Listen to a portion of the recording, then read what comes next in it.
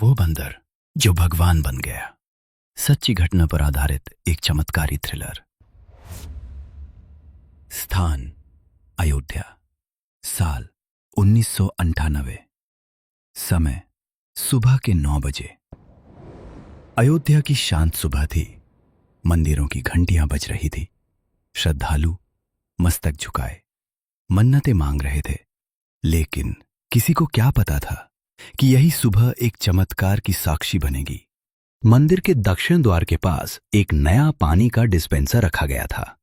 साफ, चमकदार, पर अजनबी। शायद किसी भक्त का दान है, पंडित गोविंद ने अनजाने में कहा। लेकिन उसी मशीन के अंदर एक भयानक साजिश पल रही थी। 8 किलो RDX और एक डिजिटल टाइम बम। टिक टिक टिक। कबीर, एक युवा पत्रकार, अपनी मां के साथ मंदिर आया था।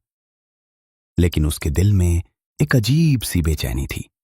कुछ ऐसा जो दिखाई नहीं दे रहा था, पर महसूस जरूर हो रहा था। उसने एक बार डिस्पेंसर की ओर देखा।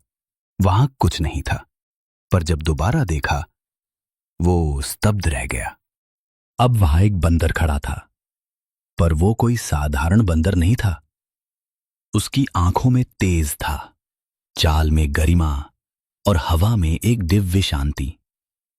हर बार जब वो चलता, उसके पांवों के नीचे गुलाब की पंखुड़ियां गिरती। मंदिर की घंटियां बिना छुए टनक जाती। भीड़ में एक बच्चा चुपचाप बोला, मां, वो हनुमान जी हैं क्या? वो बंदर डिस्पेंसर के पास गया, रुका, ऊपर मंदिर की ओर देखा, जैसे किसी प्रण की पुष्टि कर रहा हो। और फिर उसने अपने दांतों से तार चबाया, एक चिंगारी, और फिर टाइमर रुक गया। बम निष्क्रिय हो चुका था। मशीन से धुआं उठने लगा।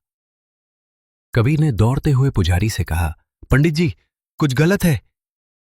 बम स्क्वाड बुलाया गया। मशीन खोली गई।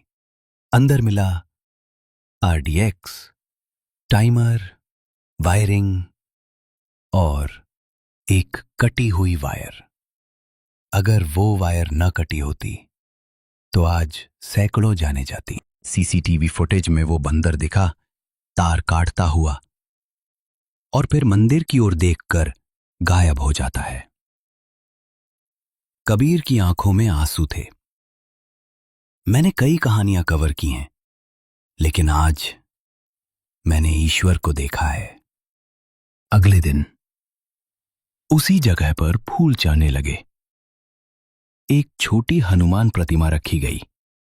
उसके नीचे लिखा था, वो बंदर जो भगवान बन गया। लोगों ने दिया जलाना शुरू किया।